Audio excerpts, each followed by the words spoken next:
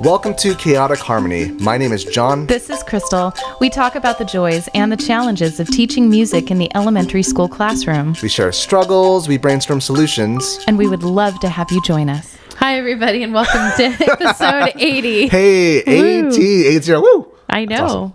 We're octogenarians now. That's a new one. You haven't heard that one? Why? In what context would I need to? I don't know, old people. Yeah. I mean, yeah, sure. I mean, I am the nerd that uses weird words, so I understand. But no, octogenarian is new. I understand they could break that word down. Sure, yeah. But no, in what context would you hear that? I read a lot of Wall Street Journal. 80 is 80 that predominant? I guess. I don't know. Maybe with the readership of the Wall Street Journal. I guess my choir's all Wall Street Journal does not sponsor us, but if they wanted to, they could. They could. Octogenarian. You might not have heard this, but my husband's a financial advisor. Oh, really? Yeah. So we read it every morning. It's on the breakfast table. I was hoping you'd go further into I'd like to take a quick break. Okay, got it. I'm also disappointed that we didn't, talk about that, that advertisement in. I know. We should 2 have. weeks ago in our AROSA. I know. I didn't take a quick break to talk about it in AROSA. That was supposed to be our segue into the main topic of the conversation. All right, which is our main topic for today that we're going to get around to telling you. What? It's okay. It's okay. We'll work on it. Jonathan and I can't finish each other's sentences, which is one of the reasons why this friendship works so well. I don't know what he's thinking ever. Well, it's just me. Mark in here to protect you, nor Zoe. So. It's true. It's true. So 2 weeks ago, we went up north to see our friends and over at AROSA, American River Orff Schulwerk Association. Yes. Up in the Sacramento area, all of our NorCal people. And we were there before online. Yes, we were. Yeah. Back when we had that third chair. Yes, it's true. A moment of silence. Okay, it's over. Yep. Yeah. Yeah, so back in the COVID days, we did a fair amount of presenting online, and it was good to be with the Orff people up on that end of the country. Yeah. And they decided that they wanted to see the 3D versions of us. Yeah. And so we got to go up. And then we came up as like, wait, where's the cool one? I was like, oh, I'm sorry. I know. Yeah. He was too busy getting shoes. It's true. Yeah. Yep. Boom. Mark, there you go. I talked about shoes shoe in the podcast. Reference. He told us that we had to today. Yeah, so it's required. We did. Yep. Check that box. Check. Check. Right. So yeah, we were up north, AROSA. They asked us to do a presentation, and so yeah, it was cool. This is the first time I've done a collaborative presentation with you. Yeah, I know. You've been outside. Yes, outside. Of course, outside. Yeah, we did PMEA. We did the AROSA, but. Yeah, in live, whatnot. It's true. We've done a little bit for like the Arts and Power conference, but it's always been on a larger panel. So it was fun to just bounce ideas off of Jonathan because we are such different teachers. Yes, I feel like we were able to bring quite a wide variety. Yeah.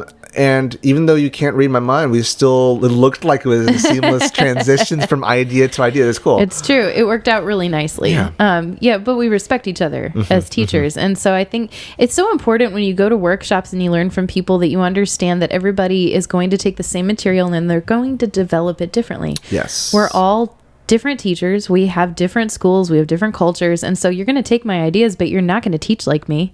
You'll take my process. I hope not. Yeah, if you are, then that's not what the purpose of this is all about. Yeah, it's not about trying to grow up and be a particular teacher other than the most authentic version of you. Yeah. Because otherwise you're not going to create authentic children. Yeah.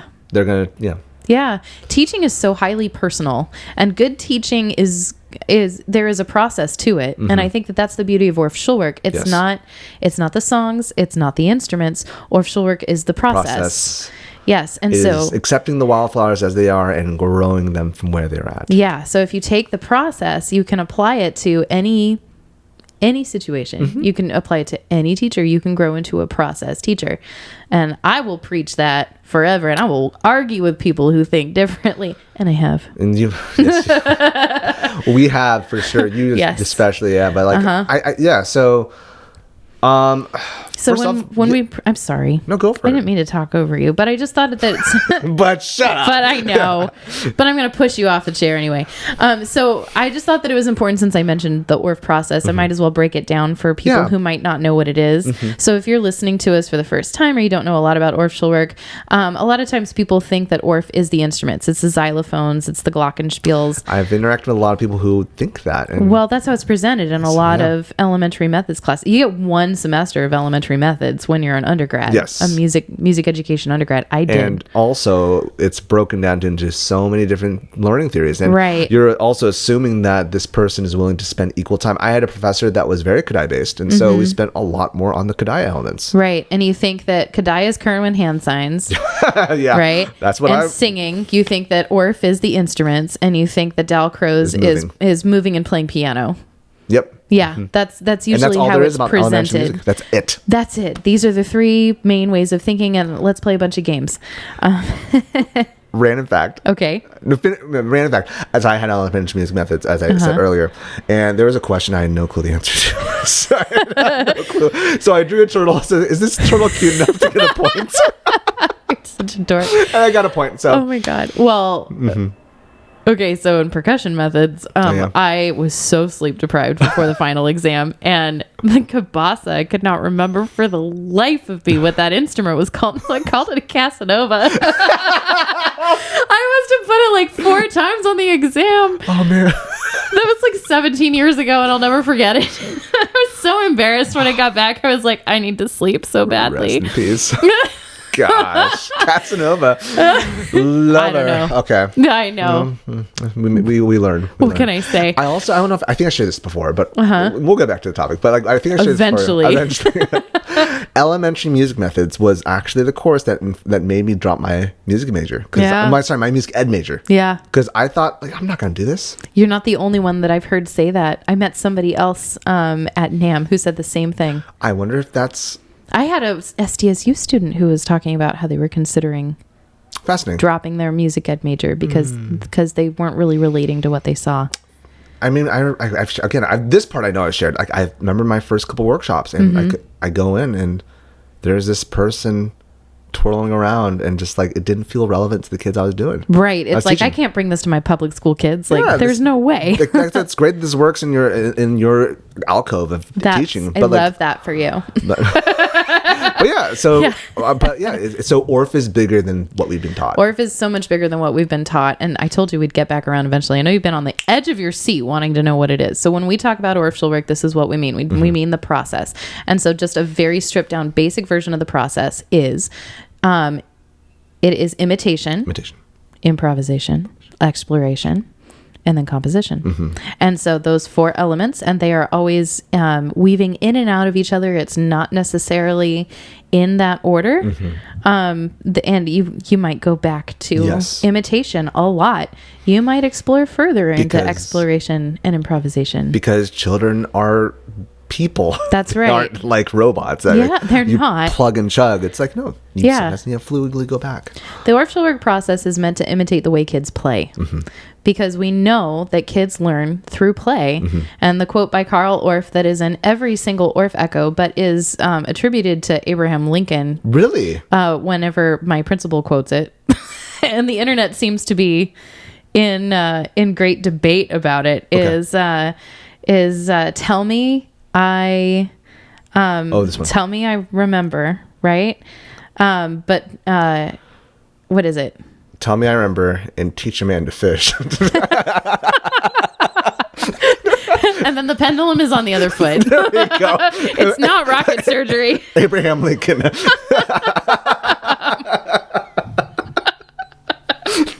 There we have it. Oh my god. Problem solved. Thanks, Carl. Lincoln. I'm gonna make sure I get this right. This up. No, I think I remember you sharing this quote. So, what's the first line again? I'm gonna look it up because sure. Now I'm completely messed up. You've seen those images where we're you have hitting like the pause button. no, please don't. We can just jump right in.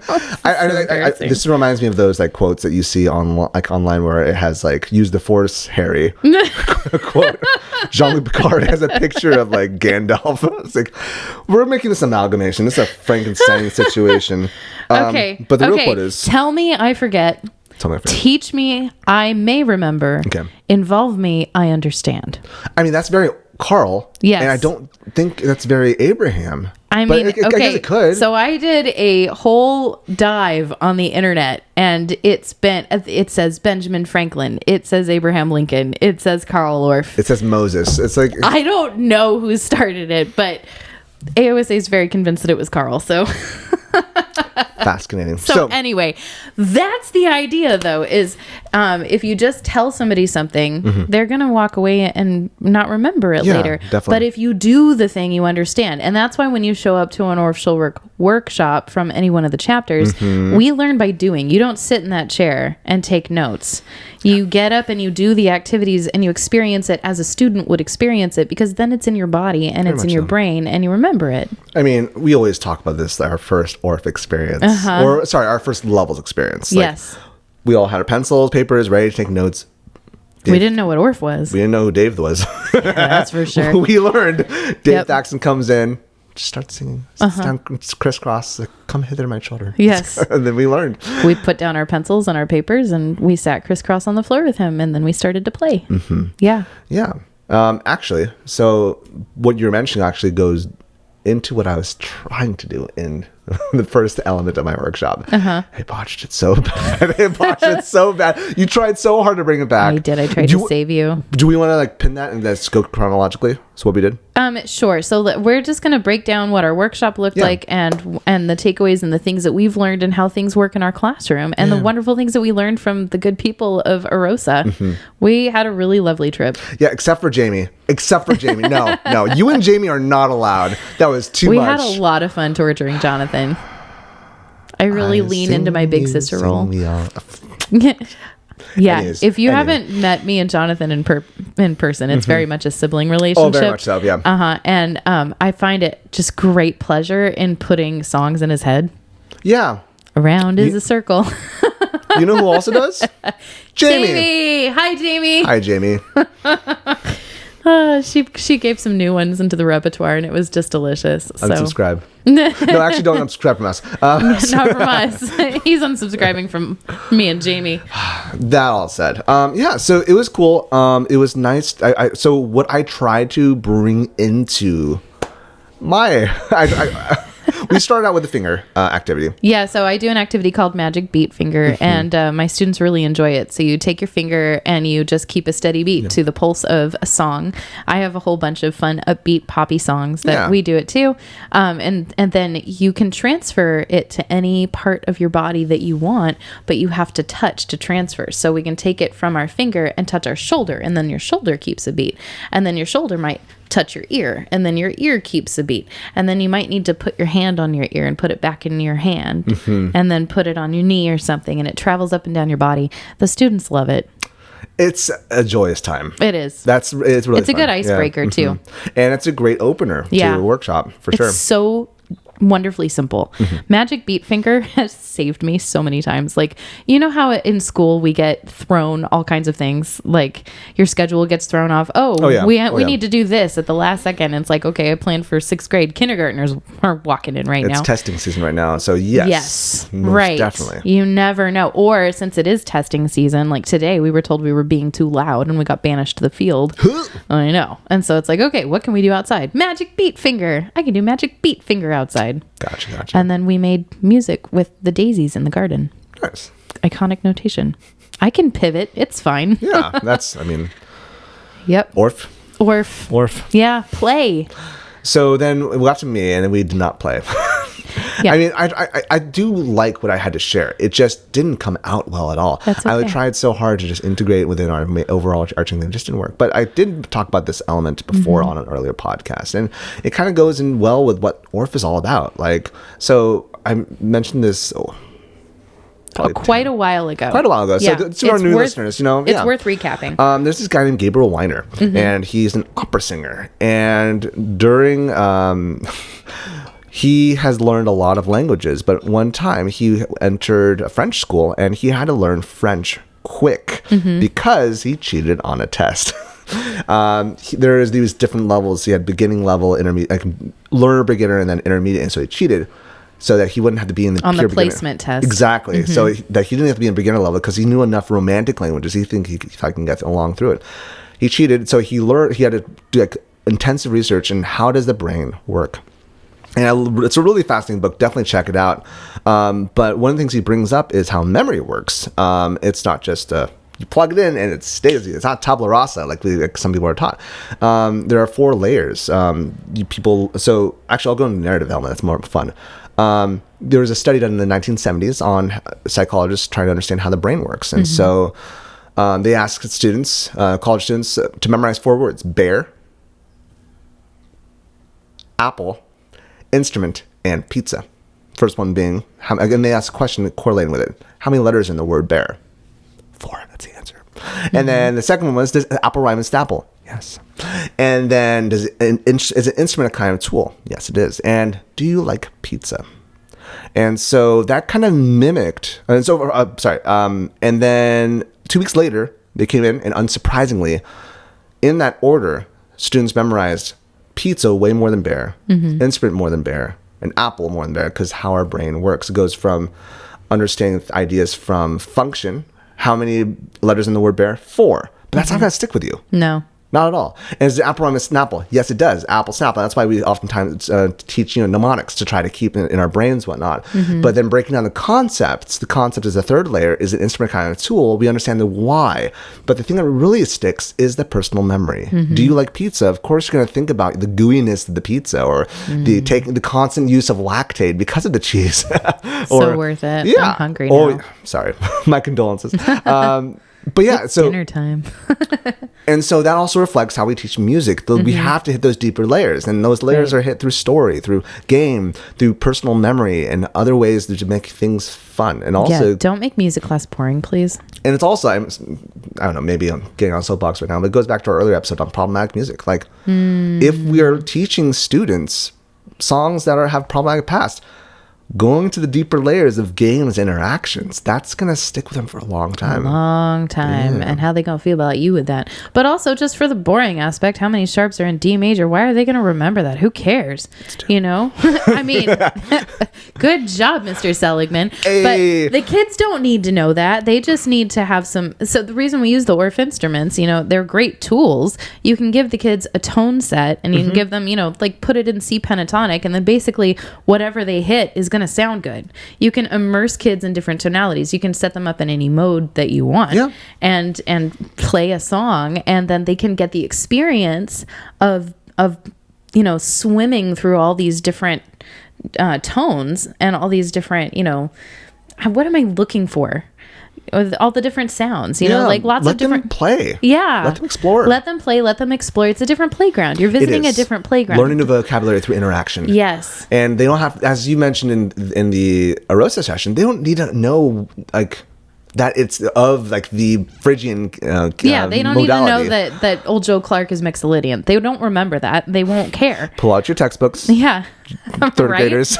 No, but they do like learning that old Joe Clark was a person, and that this song has been around for a very long time, and that they can follow the folk song tradition and make up their own verses, and that it's a game. And they'll play that game all day long. I think about when Josh Southard was here, and he talked about his son, once he joined middle school, he was able to transfer the things that are already in his body easily into the other instruments. I think about John Feyerabend talks about a lot with when students learn grammar, they don't learn it in the grades. Well, they don't learn it in 2nd grade. They learn it in 6th grade when they have a grammar book. But beforehand, they interact with the ideas. They interact with vocabulary, and that's what we're supposed to do.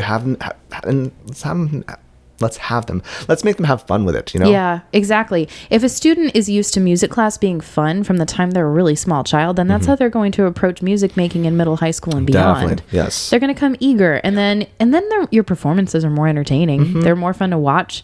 Your groups are more fun to be a part of, and you can go further because when people are having fun, they're more invested. Yes.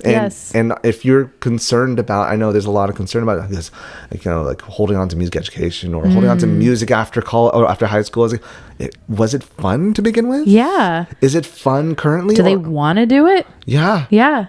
Think about it. Why do we choose the careers we chose? Usually it's because you're passionate about it. Mm-hmm. If you're not, then you're probably looking for another job. Yeah. And like the things that really resonated with us are the reasons why we continue to do it. Do our kids love the things that we love though? Mm-hmm. Maybe they might love a different facet of it. But if you have a big enough game, if you have a different, like a wide enough showcase of appreciation for music as a whole, maybe they might like a different facet and build off that. And you'll learn later on that, oh, I didn't know that kind of element of music could have existed. Right. Yeah.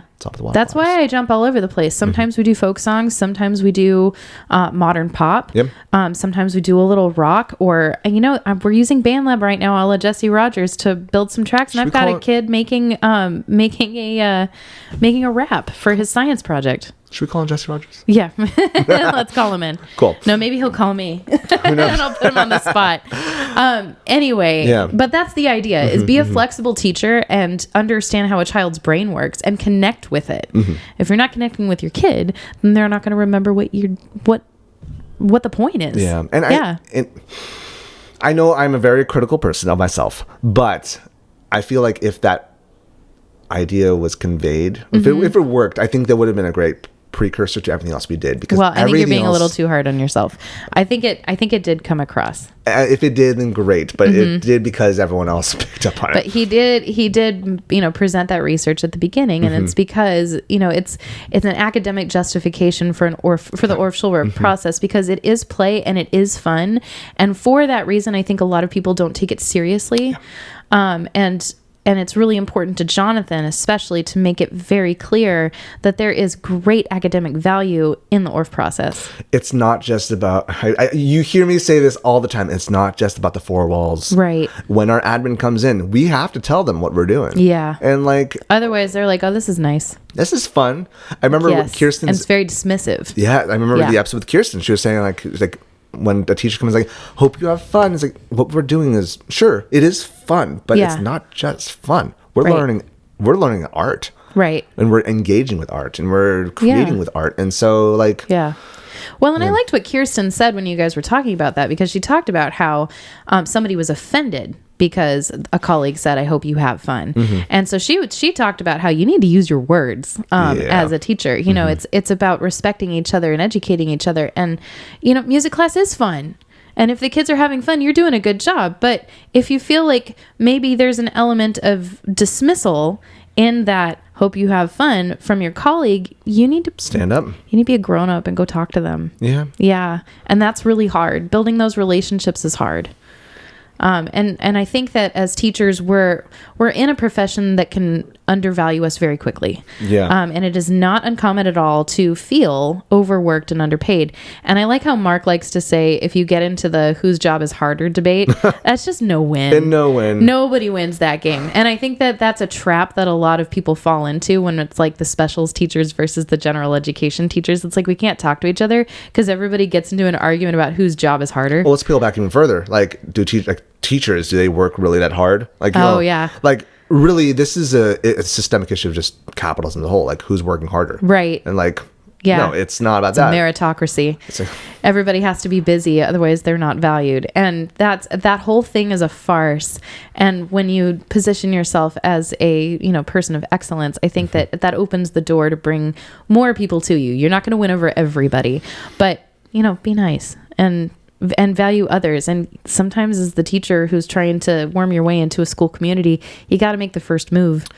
I eat lunch in the staff lounge. I make it a point to really, compliment my colleagues when they're doing amazing things, because they are. Yeah. And relying on them as the experts on their classes that they are too. Like, what works with this kid? How have you found, to engage this guy in, because I'm having a hard time with him. Yeah. I remember recently, talking to a general ed teacher about a student, and we had this conversation about the student just, kind of cloistering up when things got a little more difficult. And she really appreciated that I reached out because she saw the same things, and it wasn't just her. And it was, and I think because the APA teachers are often just focused on the things that happen in the classroom, they don't often because we see a lot more kids than they do than general teachers. Like, it's hard to catch up and it's hard to relay the things we see to the general teacher. But there's an appreciation that, hey, we're in this together by going to the general teacher and talking about the same thing, by getting to their level kind of thing. Yeah, and using their language. Yeah. Just like when your admin walks into your room, you have to use admin language. You gotta use it. And that's why you gotta have your ICANNs on the board. Nobody wants to. Which is why... Make your principal happy. It's not hard. Why I love, a lot of Orff workshops, but the ones that I love the most is when it's both interactive and there's also an intellectual piece that I can bring back to, that you can dig into, not just the students but also to the looking down and up. This needs to make sense to everybody. It needs to be fun, it needs to be educational, and it needs to hold a lot of value. Now, that doesn't mean that everything that you are going to teach the kids are going to love, because they won't. It just is. Sometimes we have to dig in and do things we don't really like to do all the time in order to get to the more fun things. I had that today. But alas. Yeah, it happens. But I felt like that was an important point to make too. It's like, and we did talk to a friend of ours after our workshop who was struggling, and she said, I watch you guys present all these things and I wonder how this is going to work in my classroom. And she kind of implied that we've got it figured out, and I just want to be the one to say we really don't. We're making it up too. We're eager to learn, and we want to share when we've learned something. That's why we do this podcast. That's why we're always at workshops. And it's also why, like, for a whole season 2, we talk about imposter syndrome so much. Oh my gosh, so much. And actually, Genesis and I, we were talking about this. Genesis, he's the president, right? No, Jamie is. Jamie's current president of AROSA. Okay. Genesis and I talked about, I think we'll have to delve deeper into it, but we talked about the Dunning-Kruger curve, about confidence and time duration, how that thing goes up and down. I'd want to delve deeper into that in another episode. But really, we've showcased a lot about our imposter syndrome. And it's important for us to do that because we need to show our vulnerabilities, and we don't have it figured out. The people that we look up to at our conferences, they also don't. We're all learning. My former roommate, he was a CFO for a startup and all that stuff, but something he observed before he was CFO, before he worked his way up, is a lot of these CEOs don't know what they're doing. They don't. They just know the right people. They know the right people, and they're good at faking the interview. And also, they know how to adapt. There's that too. Yeah. So they know how to throw things on the wall. They know how to lean back into the community when things fail, and it's no one has it. Nobody has it. We're all making it up. But it takes a while to figure out that everybody's making it up, and you feel like you're the only one who's not when you're in your 20s. And also, I think another thing is education. Education often is built upon this notion that learning is from is this old age book, and we all learn from it, and we build off of each other, and it's like the things that we learned 1,000 years ago are the same things we learn today, and that's not true. Not true. There are things that we do build upon our ideas, but I think back. That's why the Orff Schulwerk process works very much, because it's a loose framework. It's a loose framework. I also really like when we talked with Darlene Machacon about she talked about how children are constantly changing, and education needs to follow suit. It does. So and I think because we as teachers, we are taught that the curriculum that we follow is the curriculum that we follow, but there is a way that we do things, and we have to all do it the same way. Okay, so here's a rather cynical take on that too. Which one? But I've noticed that really the only way to make money in education is to get into curriculum writing, be a consultant, that kind of a thing, right? And so if you want to go into that path, you have to be an expert. How do you be an expert? You do a study, you write a book. So you have to do things a certain way, and you have to have the data to prove that it works. And I think we're kind of caught in a vicious cycle because, there's an idea and it might work in one community and there's the data to back it up. But because kids are different, schools are different, cultures are different, it might not translate to every single place. Then I think that it feeds into the capitalism beast. That, and just definitely that, but also, I think that academicians. I don't know. Academics. That's what we're looking for. Yeah. Academics need to hold a caveat in their response to that. We are still learning, and maybe it's always been assumed amongst academics, because I don't have a doctor, I'm not sure. Maybe it's always been assumed amongst academics that like this is all a learning process, but everyone underneath is always assuming that this is, they're looking up, that everything is that's how we do it. That's how it's going to work. Like peer reviewed means that it's been tested enough to where it is fact. Yeah. And I'm learning a lot more, and as I get older, it's like life is about percentages.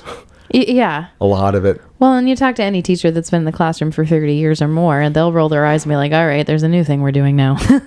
This feels a lot like the way we taught reading, 15 years ago, but we'll try it, But also, like, mainly because there's a couple of teachers on my side that are kind of too cynical for me.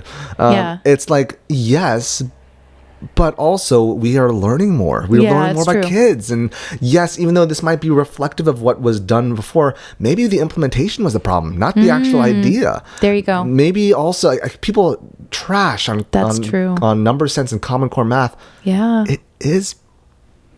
I'm not a general teacher. It's important. It's the paradigm of breaking down numbers may not be quicker for engineers than those who are mathematically minded, but it does make it more, not equitable, just more, the playing ground is open. Yeah. Well, people trash on PBIS and how, the kids are running the school because there's not enough discipline anymore. Yeah. But we do know that the way we used to do things was way too punitive and it didn't work. And something needed to change. And it comes down to, you're right, it comes to implementation. Yeah. How are we giving supports when we try a new thing, when we change how things are done? Do we have enough adults on campus who are trained to make it work? But then also the beast of the animal of education is just so big with so many joints, and for it to move in unison is so difficult. Yeah, it's true. For one body part to recognize what's happening ahead, there's an element of you gotta trust the head, but also the heads aren't always correct, and this is a weird. It's hard. It's hard. I think we need to have a lot more grace for each other. That's for sure. Like, I know we were talking about AROSA, and we'll get back to it. I know. How do we get here? It's all interconnected, but I know one thing that I'm learning more as I'm seeing I guess I'm interacting with more people on different levels of education. Like, we as teachers need to stop thinking of admin as the enemy. Yeah.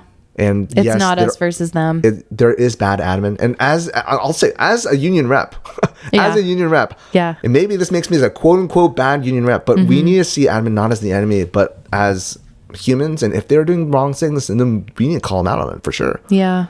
But like, it's not an us versus them thing. And if we do view it that way, then the body will fall apart. Yeah, it's true. And we need to focus more on what we can do together too. Otherwise, we're just going to get stuck, and it's going to be a vicious, toxic cycle, and that doesn't serve anybody. That doesn't serve the kiddos. Yeah. So anyway, yeah, that went all kinds of different directions. But I think that it's important to talk about, because there's a reason why we give up our Saturdays to go to these workshops. Yeah.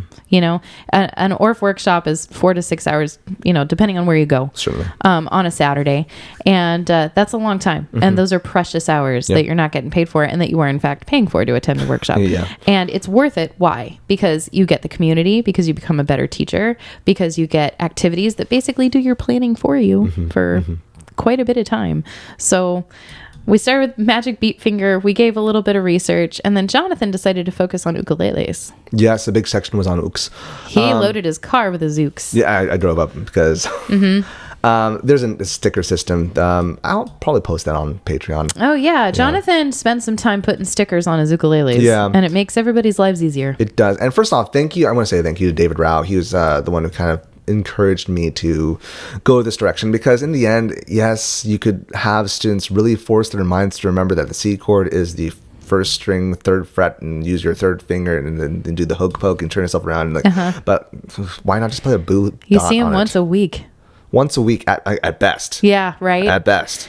Yeah. Or no, I shouldn't say at best. Put your third finger on the blue dot. Yeah, just do it. Yeah. Just do it. Make your life easier. Have kids interact with the music. Right. Like similar to what you said in the last episode with the guitars and classroom. Guitars in the classroom. Like, yeah, get them playing and singing. Just get them playing. So like, that's the goal of it. And so I was really just like, I've been really inspired by how a lot of Orff teachers just focus a lot on xylophones and such, and like how they, the Capeman process is, the Capeman building blocks are applied, but only with a limited amount of instruments. It's just the instrumentarium of just xylophones, glockenspiels, and recorders. Like that's recorders, it. Unpitched instruments. But what about ooks? Yeah, ooks cost a fraction of the cost, a fraction of the cost of a xylophone. When you're building a music program from zero, and you've got a limited budget. Yes. Are you going to buy 2 xylophones, or are you going to buy a class set of ukuleles? And how are you going to build that budget?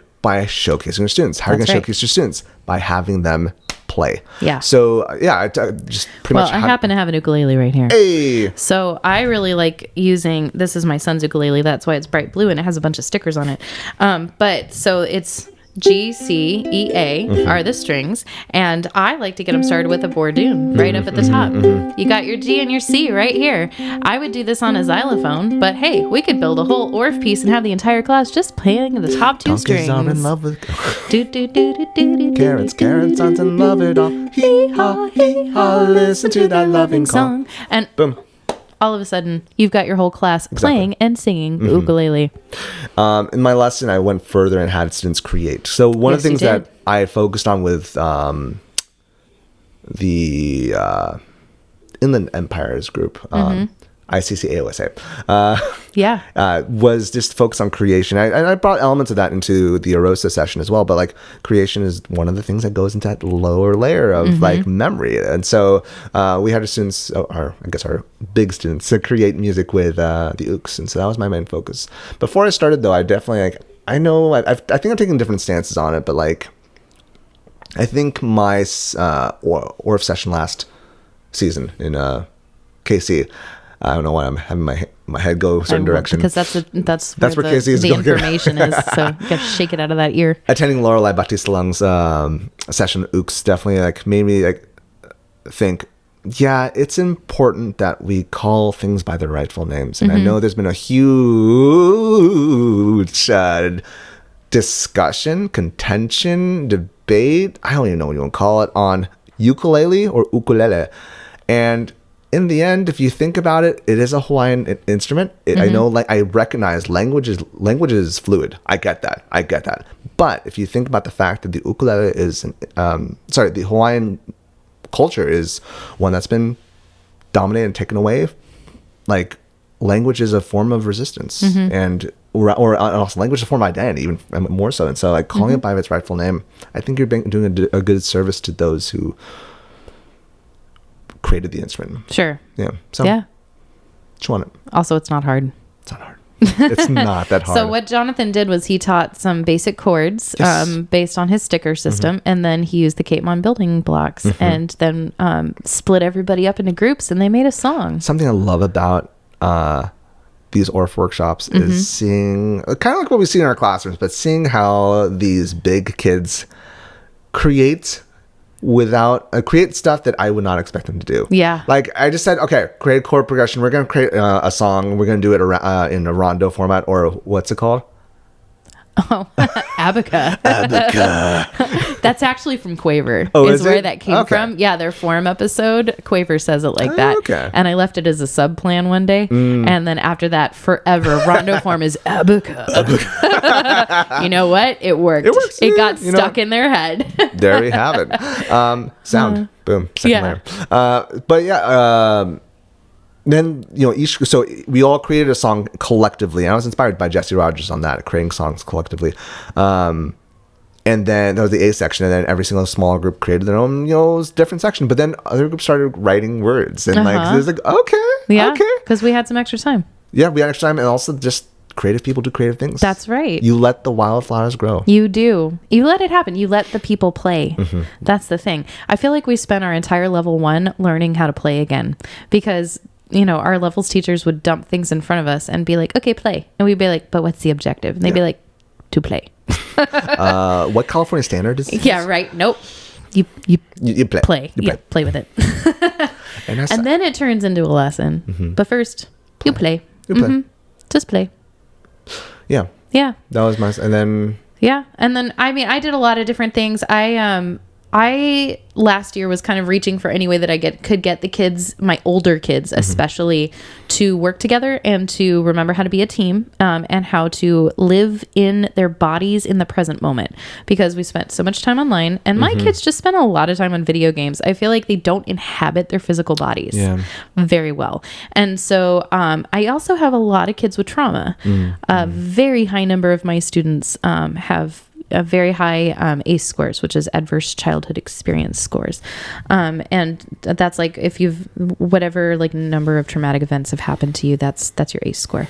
And there's a whole body of research that's been around since the 80s based on it. So if you want to do a little bit more deep dive into that, our counselor talks to us about it. Our social workers at school have talked to us about it. So it's something that's very much on my radar, just in my school setting. So anyway, one of the results of that is a lot of my kids have a real problem with touch of any kind. And so asking them to hold hands to do a folk dance, it feels very unsafe for some of them. And I struggle with that sometimes. And I also need to honor that. So even though it's frustrating, because it's like there's so much that we can't do because they're going to make such a big deal out of it, I have to make accommodations for those kids because there's good reasons why they don't want to hold hands. And it's not because they're too cool. It's because it makes them feel unsafe. Yeah. So I figured out last year, and also, COVID, we're all afraid of each other, like coming back.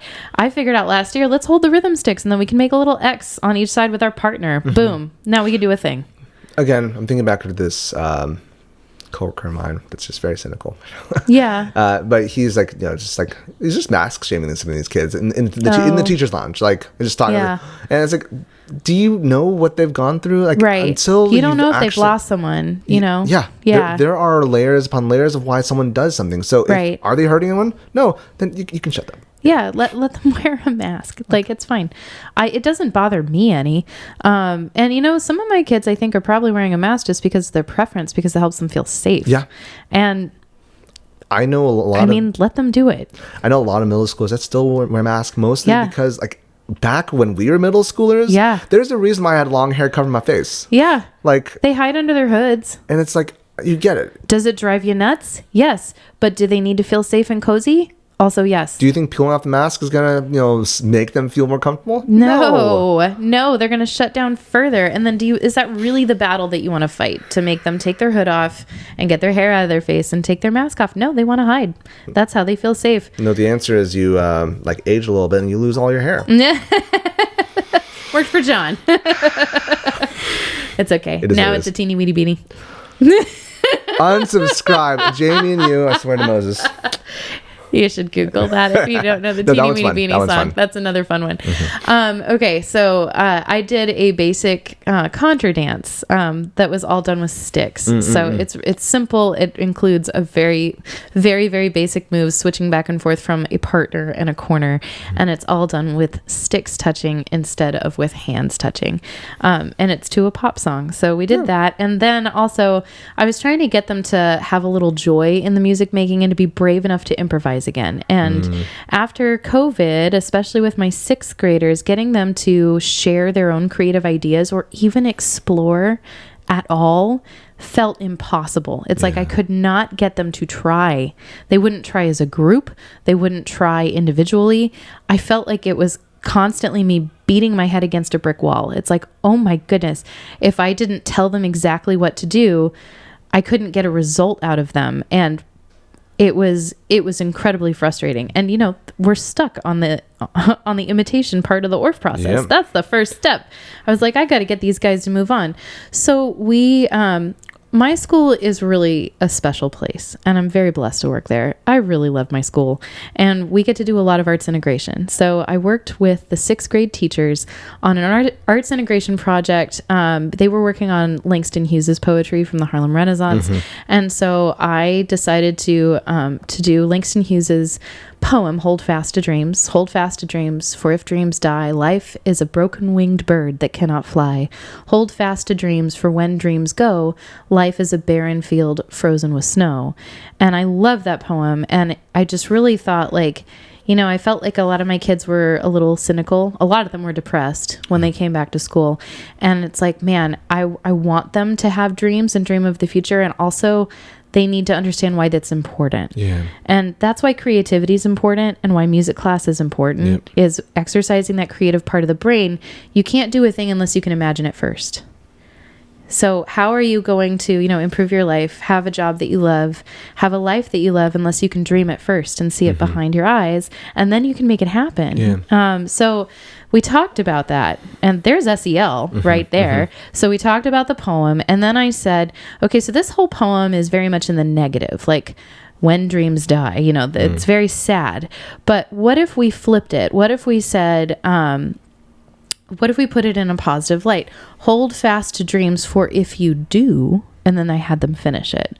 Hold fast to dreams, keep them alive, and then they finish it. So first they made their poetry, and some of my favorites were hold fast to dreams, keep them alive, for life goes as fast as the blink of an eye. So hold fast to dreams, for if you do, there is nothing that you can't do. I mean, they were simple, right? But they were great. And then the kids put them on the instruments. I taught them, I had 12-bar blues. Yeah. And we played the 12-bar blues on the Orff instruments. I remember walking to class and watching this. They did really good. They did. Yeah. And slowly, first I was just having them play the roots of the chords. 3 chords, we can handle that. 3 bars. And then I was like, okay, now for the B section, I want you to start to play with hitting the notes on either side of each of these. So we're playing A, but then can you go visit G and B once in a while? And then it was like, okay, now when we transition between, these 2 notes, can you run back and forth between them? And then we got their mallets moving, and very, very slowly, painfully slowly, they started to improvise. And by the time we got to their concert, I had 4 kids that were bravely doing the thing that I could feature as soloists. Yeah. It was baby steps. You gotta dig those trenches. That's right. Yeah. That's cool. So it was also, that's the what and the why. Yeah. It was great to see, again, I saw it amongst students, but it was cool to see it amongst adults. And I noticed when I walked in, it's just like, I watched Crystal's kids perform it because for the VAPA festival. Yeah, that's right. You can find it. It's on the CVESD VAPA page. Yeah, it is. But it was great to see it done amongst like adults and seeing, we mentioned this before, but we teach Orff lessons at workshops because we like to see it. Oh, it's so nice to see your lesson go well. Amazingly. It's like, oh, I know it's not me. It's them. So it was great to see see both sides. Yeah. It is. Well, and when you came to film my kids, that was the first time that they'd ever had any kind of performance since 3rd grade. That's true. I don't know if you remember, one of the girls had to go in the hallway and cry for a minute. I do remember her. She left. She was so nervous. Yeah. She was gonna throw up. I mean, also you think about like 1.5 years, 2 years, just like they could just mute. Yeah, they could just and turn not off their turn screen. on their camera. Yeah. Yeah, and so we were digging trenches. We were, and when you already come from a rough life. Yeah. So that's why I felt like when I first started to learn about Orff Schulwerk, I would go into some of these workshops and I'd be like, there's no way I could do any of this stuff, like my kids aren't there. And it's like, I feel like I have to present a little bit of everything. So we did a much more complex lesson with the Invisible Boy. I had another lesson for AROSA that we did. But it's like, you can do this. And I had a lot of people say, I'm going to use that for sure.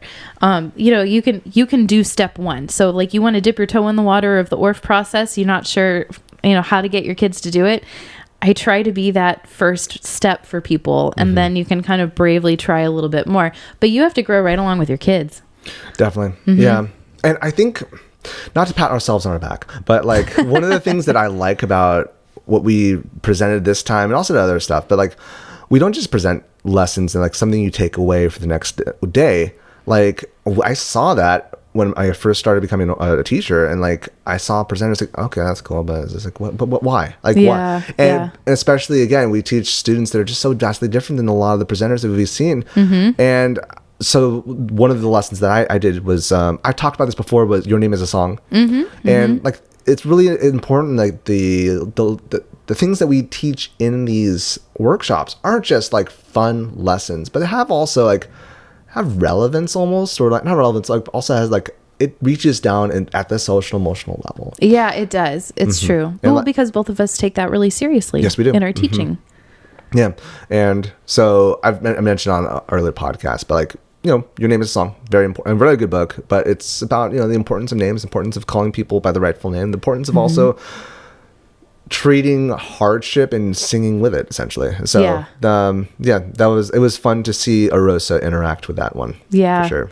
They're a wonderful bunch of people, a lot. And okay, so something else that I also want to mention, at the very beginning, we had our pronouns on our slide because we've both gone through a lot of training with our district about LGBTQIA plus inclusion in the classroom, and it's not about anything other than making absolutely everybody feel safe. Yeah. They need to know that you're going to teach them and treat them with love and kindness and respect in your classroom, and that's really important to me. Definitely. And one of the ways that we learned that you could do that is just by having your pronouns up, and that's really easy. And sometimes it's hard to know if when we do these things, if it's performative, or if it's a trend, and if it's actually doing anybody any good. But we did have a trans colleague come up to us and let us know that meant a lot to her to have our pronouns up, and that she'd never had a workshop presenter do that. So that meant a lot. It did mean a lot. She shared that. It meant a lot also that she was vulnerable enough to actually reach out and tell us that as well. Like, this also happened when we mentioned this also when we went over to Butler. Like, having the pronouns, it makes a difference, and just asking the students what they are. If they're older, we did that with our college students. Yes. Yeah. And like, in the end, saying that I am he, him. Who's that hurting? Yeah, exactly. Like, really, this is about me. It takes me 2 seconds. But it's not just about me. It's also showing that I'm stating who I am so that other people can feel welcome enough to state who they are. Right. It's not about you. It's about making sure that they feel like they can tell you. And I also, like, I remember my family member of mine, because I have my pronouns on my personal email, and I think my work email, I don't remember, for sure my personal one. And they made a comment about it. Sure. Yeah. Because she was more conservative than I am. I said, yes, but also you being of Asian descent and your name not being like a Eurocentric name, like, even if you want to boil it down to like a non like identity based thing, like, hey, like, if you don't know what a non Eurocentric name is, like, this opens up the avenue. Yeah. But like, I go harken back to something that Mark said on earlier podcast. Like, in the end, our job is to make sure that other people feel safe. That's right. And this isn't about taking a political stance. No, not at all. This isn't. It's about making sure your first job as an educator, and then your first job as an educator is make sure these kids are safe and feel safe. And especially for a music educator, like, why is it hard for students to improvise? They don't feel safe. That's right. And so how do I make myself a safe person where they can try stuff? Because creativity is vulnerability. And just saying this is a safe space, that don't work. It don't work. No, you got to prove it. Yes. Yeah. And having a safe space is an active element. I've heard people say they leave their politics at the door. I mean, if you're serious about that, then show that you care about the people first, and you prove that by taking all of them, and that's not erasing them, and not making assumptions.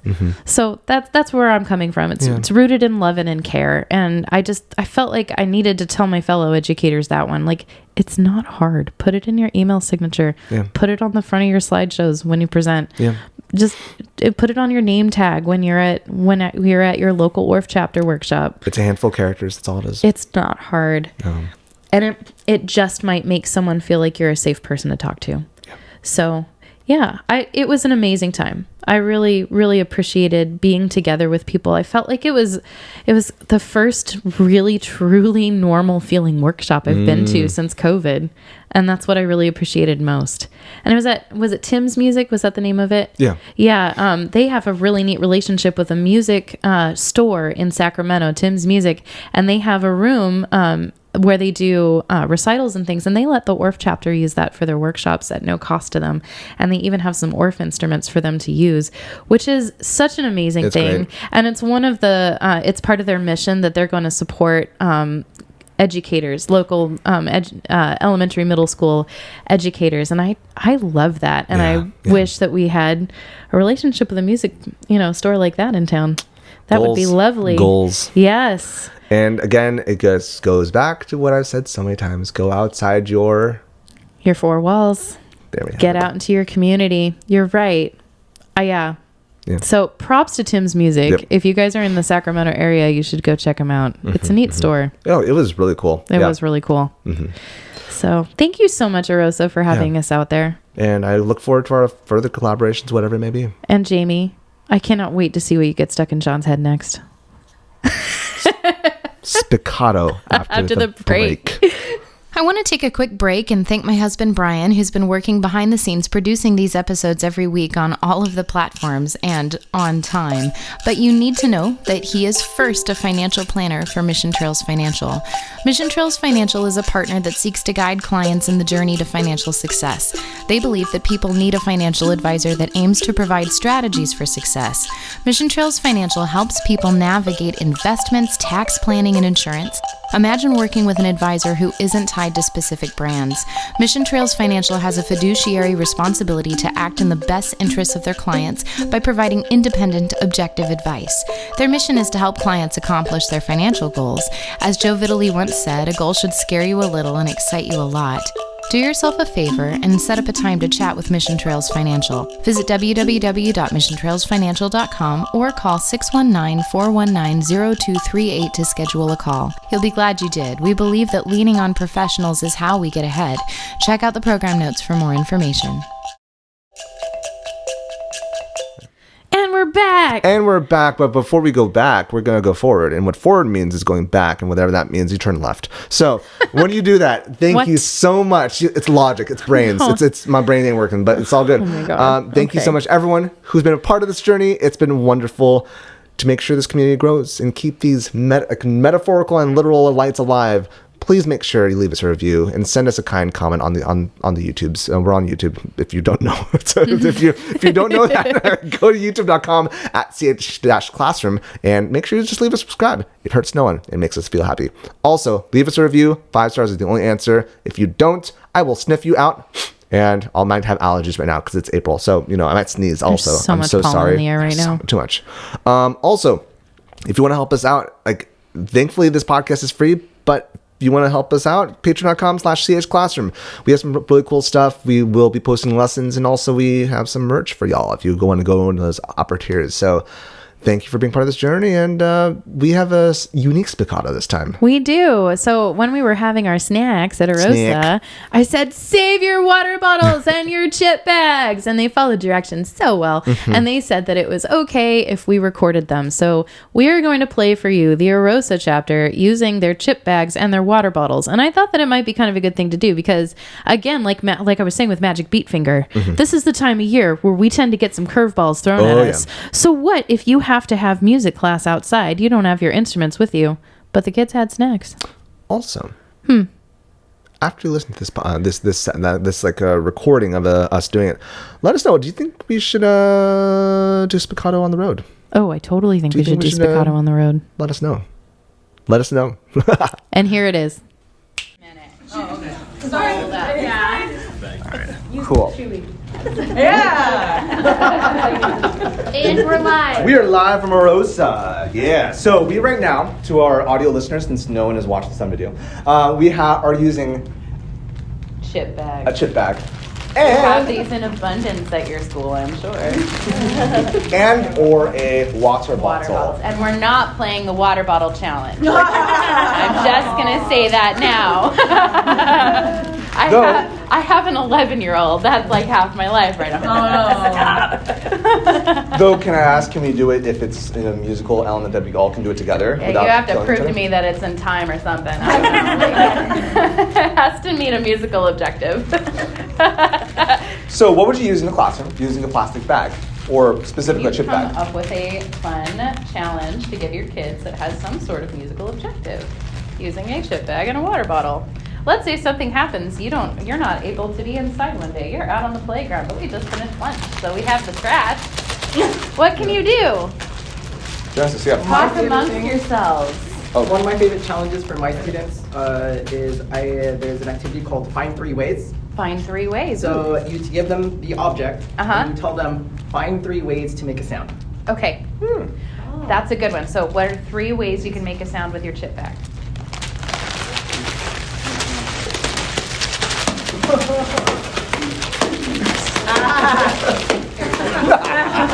You're welcome.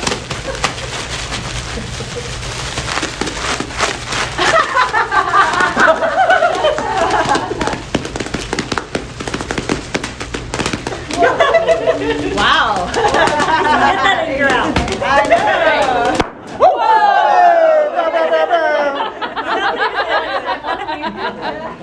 Okay. All right. So 3 ways to make a sound with a water bottle. If you have one. If you have one. If you see it.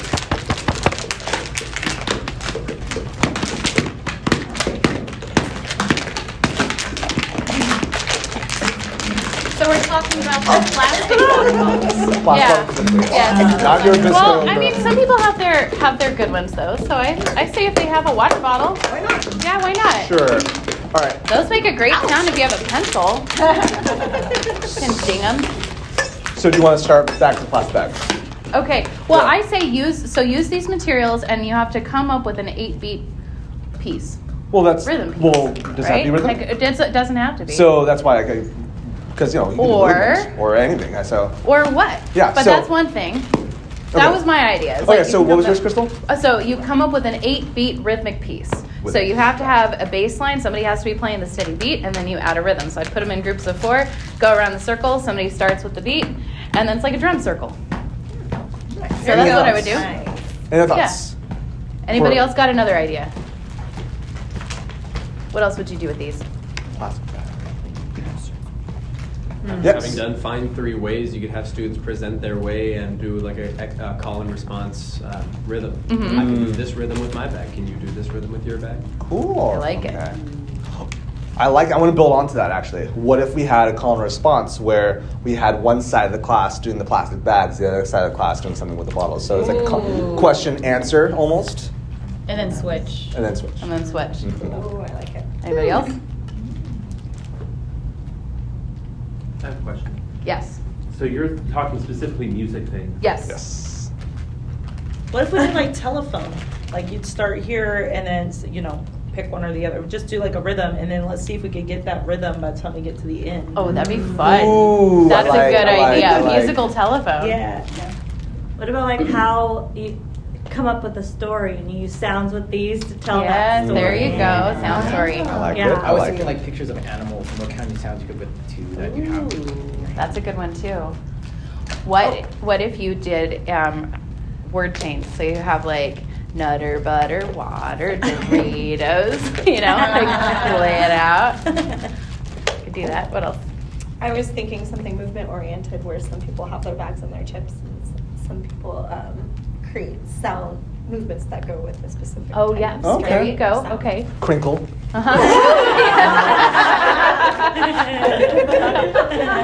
Crunch. Water bottle flip. We don't even know. We do not advertise that. Okay. No flipping bottles or people here. So dumb. Great. Cool. There you go. There you go. Thank you for being part of our Spiccato. Great job. Hey! Round of the week. Thank you so much, AROSA, for doing that with us. That was fun. You're the best. Yeah, you kind of are. We're just gonna join your chapter. Minus Jamie and her annoying songs. I sing. You know you what? sing, we all sing a new song. Take off my headphones, not help. We're in live space here. Oh my gosh. Okay. If you have ideas for songs that I could get stuck in Jonathan's head, please email them. chaoticharmonyclassroom@gmail.com. I'll love you forever. So While you're at it, annoy us by giving us money at Patreon.com. annoy us. I can't get this thing quite in tune. Okay, so today is our song, and it's called Aiken Drum. Now, we just talked about pronouns, and we had a little bit of a discussion about Aiken Drum. Why does he have to be a man in the moon? No one knows. But I haven't been able to figure out how to degender this one. I usually take gender out of a lot of my songs. But I'm going to sing it to you. Yeah, if you happen You to have guys have ideas, let us know. suggestions. So this is how it goes. It goes, oh, there was a man lived on the moon, on the moon, on the moon. Oh, there was a man lived on the moon, and his name was Aiken Drum. And his nose was made of cheese, of cheese, of cheese. And his nose was made of cheese, and his name was Aiken Drum. And his eyes were made of meat, balls of meat, balls of meat, balls, and his eyes were made of meat, balls, and his name was Aiken Drum. And his hair was made of spaghetti, spaghetti, spaghetti, and his hair was made of spaghetti, and his name was Aiken Drum. And he played upon a ladle, a ladle, a ladle. He played upon a ladle, and his name was Aiken Drum. Do the beginning with me. Oh, there was a man lived on the moon, on the moon, on the moon. Oh, there was a man lived on the moon, and his name was Aiken Drum. So, yeah, I've been playing with Aiken Drum lately. The kids really love it. And I've been going into Canva and pulling up a image of the moon, and they give me suggestions for what the eyes are made of and the nose, and it's really fun. So I have a custom Aiken Drum for every single class. And they make up their own words. That's awesome. It is very cute. You know, as I was singing that, because I remember that conversation we were having about, you know, genderizing and or non. I think there is. And you can let me know if I'm wrong, like, or let me know your thoughts, because, like, you know, education's fluid and we're learning and whatnot. But I'm thinking about, like, I think having genderized elements is good if balanced. Like, if you have enough literature that has, you know, male and female, non-binary, you know, if it's balanced, then I think it's okay. Then I think that you got something to work with. Yeah, I agree. I think that, you know, there have been a number of studies on children's literature, and it's, I think the most recent numbers that I read when my children were babies, is that something like 85% of children's books, were male, pronouns, even when it was like an animal or something, like with no particular bent. So I was always looking for more balanced books, or, you know, before they could read, I would just change the pronouns once in a while. I remember on one of Culling the Melodies podcasts, they were talking about how this is more on the race element than the gender identity element, but like there were of people of color representation was less than animals. Oh gosh. And like so I think the issue is that there's not enough representation. Yeah. And so, like, our literature doesn't look like our population yet.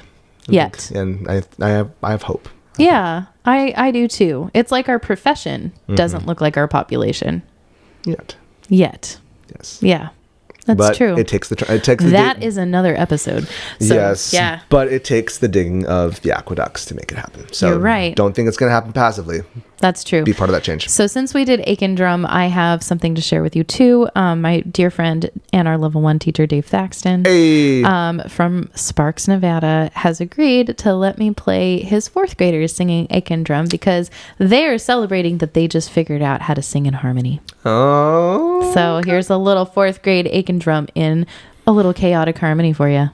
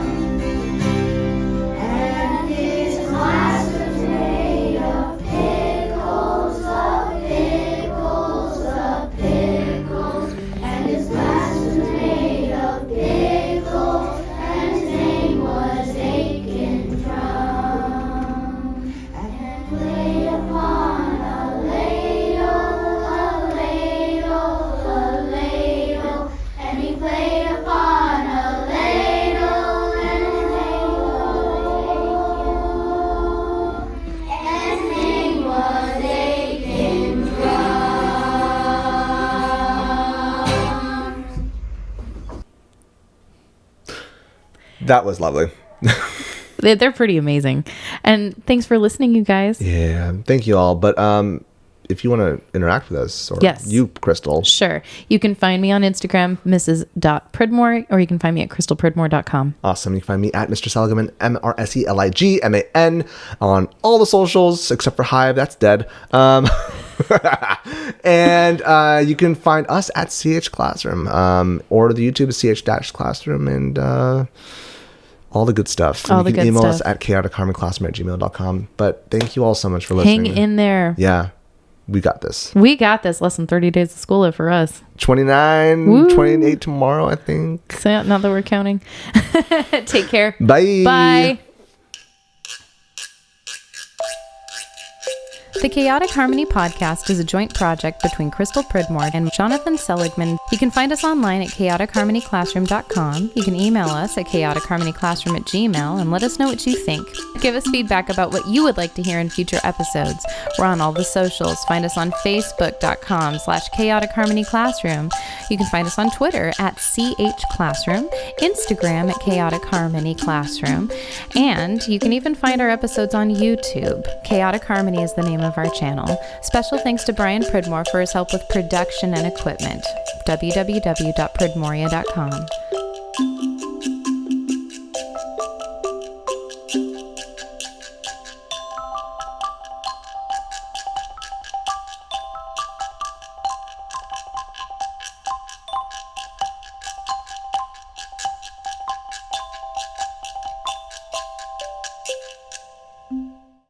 Praise be to Gilgamesh. You know, you guys are here to teach my kids.